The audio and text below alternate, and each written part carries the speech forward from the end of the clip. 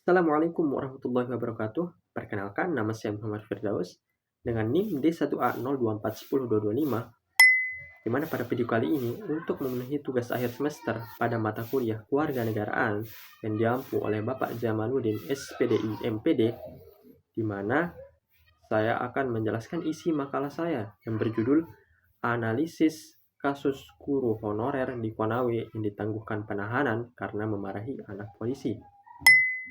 Sebelumnya, terima kasih kepada Bapak Jamaluddin atau Bapak James telah memberikan tugas ini. Dan alhamdulillah saya dapat menyelesaikan tugas ini baik dari pembuatan makalah hingga pembuatan video ini. Tidak perlu berlama-lama, kita lanjut ke latar belakang terjadinya kasus ini.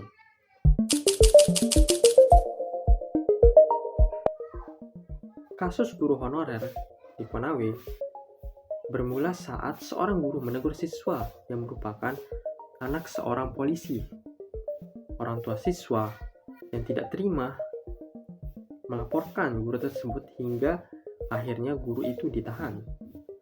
Penahanan ini menuai reaksi publik yang mendukung guru karena dianggap hanya menjalankan tugas untuk mendidik. Akhirnya, penahanan guru tersebut ditangguhkan setelah mendapat banyak perhatian masyarakat, atau istilah kerennya pada zaman sekarang ini adalah viral. Kasus ini menyoroti perlindungan bagi guru dalam menjalankan tugas serta hubungan antara aparat hukum dan masyarakat dalam bidang pendidikan. Mungkin latar belakang hanya itu saja dan diteruskan dengan pembahasan kronologi kasus.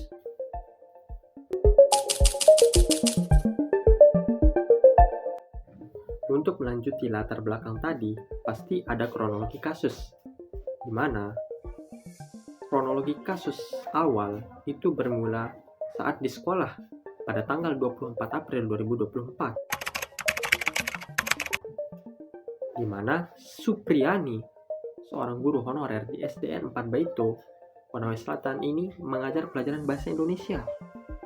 Ia menegur seorang murid berinisial D yang berperilaku tidak disiplin selama pembelajaran.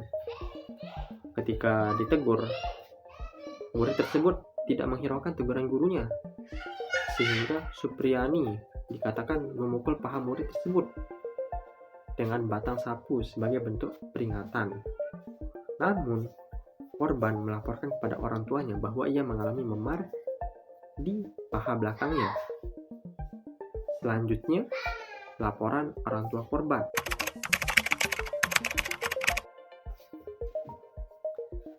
Setelah mendapati memar pada tubuh anaknya, ibu korban menanyakan penyebab awalnya.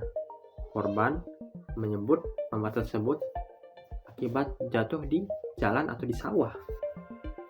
Tetapi setelah ditekan dan dipaksa untuk mengaku, si korban ini atau si D ini mengaku dipukul oleh gurunya atau Ibu Supriyani.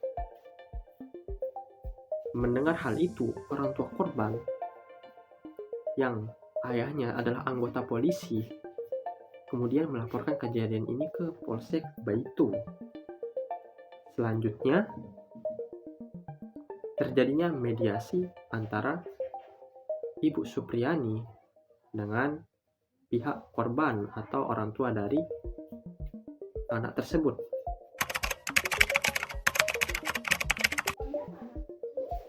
Di mana Polsek Baito berupaya memediasi kedua belah pihak. Kapolsek menyarankan agar Supriyani meminta maaf dengan baik-baik yang dianggap dapat menyelesaikan masalah. Namun, Supriyani tidak segera meminta maaf. Dan ketika akhirnya mendatangi rumah korban untuk melakukan klarifikasi secara langsung pada pihak korban. Namun, keluarga korban merasa kecewa karena Supriyani dinilai memberikan pernyataan yang berbeda kepada publik mengenai hal ini. Selanjutnya, proses penyidikan sampai penahanan. Mungkin untuk lebih detailnya itu di makalah ya. Jadi saya akan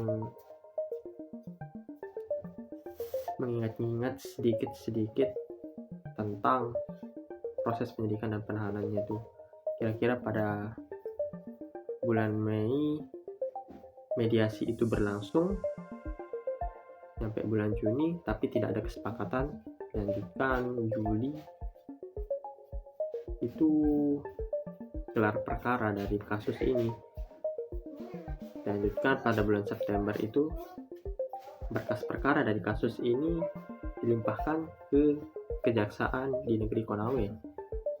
Dan pada tanggal 16 Oktober 2024, Supriyani selaku pelaku mulai ditahan di Lapas Perempuan Kendari. Dan pada 22 Oktober 2024, penahanan ditangguhkan karena pertimbangan kemanusiaan, termasuk status Supriyani sebagai seorang ibu. Selanjutnya, penahanan ditangguhkan. Kasus ini mendapatkan perhatian yang luas dari masyarakat karena dinilai tidak proporsional. Supriyani yang sudah 16 tahun menjadi guru honorer membantah tuduhan penganiayaan. Setelah mendekam di penjara selama sepekan, Pengadilan Negeri Konawe Selatan memutuskan untuk menangguhkan penahanannya pada November 2024. Ia keluar dari tahanan dan disambut oleh keluarga dan rekan-rekannya. Adapun fakta tambahan untuk kronologi kasus ini, polisi menegaskan bahwa kasus ini ditangani secara transparan tanpa adanya permintaan uang damai dari pihak korban, meskipun terdapat rumor-rumor miring terhadap kasus ini. Kedua itu ada Supriyani menyatakan ia tidak pernah melakukan kekerasan kepada siswa selama karirnya sebagai guru. Ia berharap kejadian ini membawa hikmah bagi dirinya.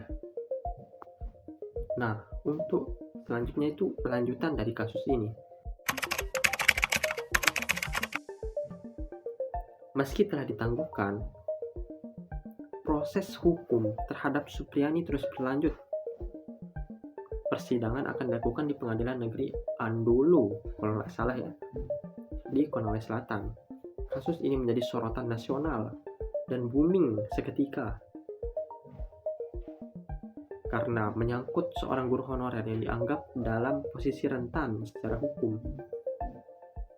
Kasus ini mencerminkan tantangan yang dihadapi oleh guru honorer dalam menjalankan tugas di bawah tekanan, terutama ketika bersinggungan dengan pihak yang memiliki pengaruh seperti aparat hukum tadi. Nah, lanjut sekarang ke sudut pandang korban.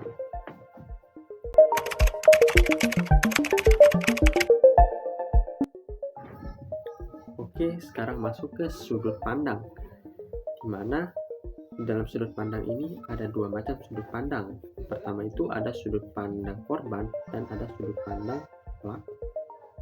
Yang kita bahas itu pertama itu sudut pandang korban, di mana sudut pandang korban terhadap si pelaku merupakan tindakan kekerasan terhadap anak, sedangkan sudut pandang pelaku kepada korban itu bukan termasuk tindakan kekerasan pada anak, melainkan bentuk disiplin yang diterapkan di lingkungan sekolah agar anak itu mempunyai jiwa yang disiplin, dan ini merupakan tindakan positif menurut si pelaku. Dari kedua sudut pandang ini, kita bisa menyimpulkan akan terjadinya dilema hukum, di mana antara menjaga disiplin di sekolah dan batasan dalam menangani perilaku siswa. Dari perspektif korban, ada khawatir akan keselamatan anaknya, sementara dari perspektif Supriyani atau pelaku merasa bahwa hukuman fisik yang ringan adalah bagian dari mendidik.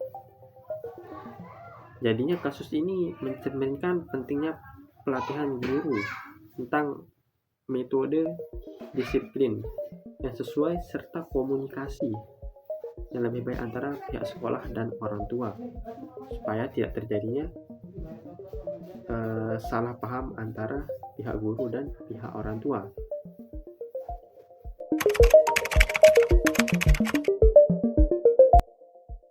Jadi, apa sih korelasi antara kasus ini dengan hak anak ataupun undang-undang tentang guru dan dosen?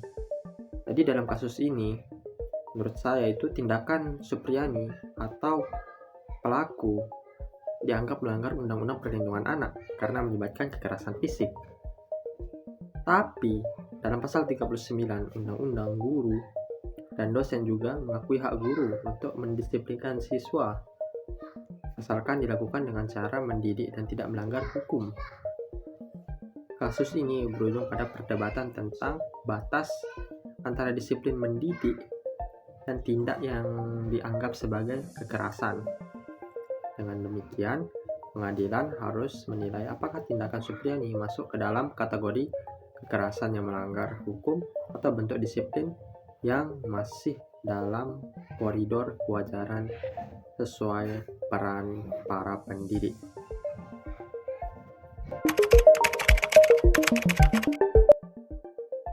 Oke, pada saat ini kita berada di akhir video atau kesimpulan video, di mana saya dapat menyimpulkan bahwasannya peristiwa atau kasus ini mencerminkan dilema hukum dan keadilan dalam masyarakat. Guru tersebut awalnya ditahan atas laporan sang polisi, namun mendapat simpati publik karena tindakannya dianggap sebagai bagian dari mendidik siswa. Penangguhan penahanan ini terjadi setelah desakan masyarakat yang memandang guru tidak semestinya diperlakukan seperti kriminal hanya karena menjalankan tugasnya.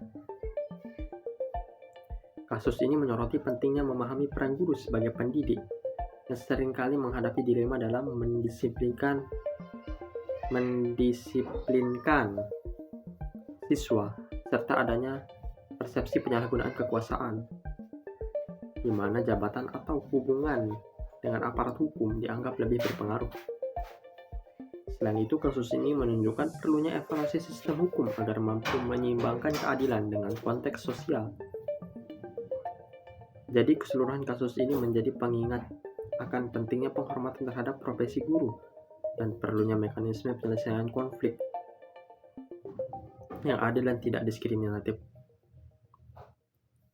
Disclaimer dulu, karena kasusnya sudah final dan status Supriyani divonis bebas secara hukum pada tanggal 25 November 2024, maka ini menunjukkan keberhasilan penerapan sistem dan tindak pidana hukum di Indonesia yang menjunjung tinggi nilai keadilan tanpa memandang siapapun itu demi kesetaraan hak hidup individu atau masyarakat di negeri tercinta kita ini. Sebelumnya, saya mohon maaf pada Bapak dosen dikarenakan ada perubahan pada kesimpulan karena saya menyusun makalah ini pada tanggal 15 November, sedangkan saya baru melihat putusan final dari kasus ini pada tanggal 27 November. Nah, oleh sebab itu saya berinisiatif untuk mengubah kesimpulannya atau menaruh pada bagian kesimpulan tentang persidangan atau finalnya kasus ini. Mungkin sekian dari saya, kurang lebihnya mohon dimaafkan. Wassalamualaikum warahmatullahi wabarakatuh.